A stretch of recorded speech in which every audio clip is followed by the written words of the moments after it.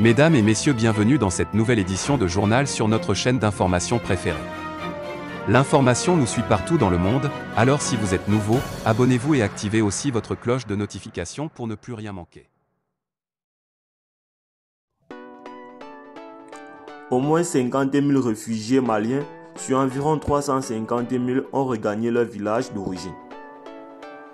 Depuis le 28 décembre 2021 jusqu'au 28 janvier courant, a annoncé samedi soir le Premier ministre malien Choguel Kokala Maïga à la télévision nationale. Selon lui, ce retour a été possible grâce au changement des stratégies mises en place par le président de la transition et le ministre de la Défense et des anciens combattants. Je cite, sur 350 000 réfugiés à l'intérieur et à l'extérieur, 50 000 sont aujourd'hui retournés dans leur village d'origine.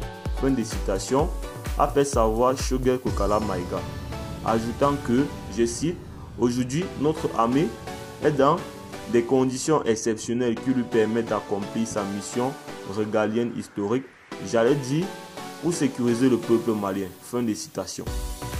Choguel Kokala Maïga a cependant déclaré que, je cite, l'objectif du président de la transition et du gouvernement est que, dans quelques mois, nous pacifions l'écrasante majorité de notre territoire national pour pouvoir aller aux élections. Fin de citation. Il a souligné que depuis le 28 décembre 2021 jusqu'à ce jour, des résultats spectaculaires contre les groupes terroristes ont été enregistrés par l'armée malienne qui est aujourd'hui à l'offensive et la peur a changé de camp. Des terroristes neutralisés, des bases détruites, des armes et munitions ont été saisies, précisant qu'aujourd'hui, dans toutes les régions du Mali, les citoyens sentent le retour de la paix petit à petit. Fin de citation.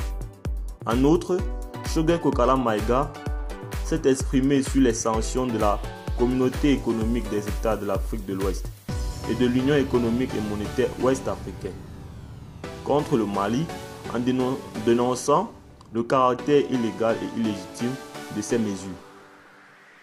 Maïga rappelle que, je cite, malgré tout, le gouvernement reste ouvert au dialogue et si c'est à l'issue des discussions avec nos frères que nous arrivons à un chronogramme, nous allons expliquer au peuple malien pourquoi on fait telle ou telle concession.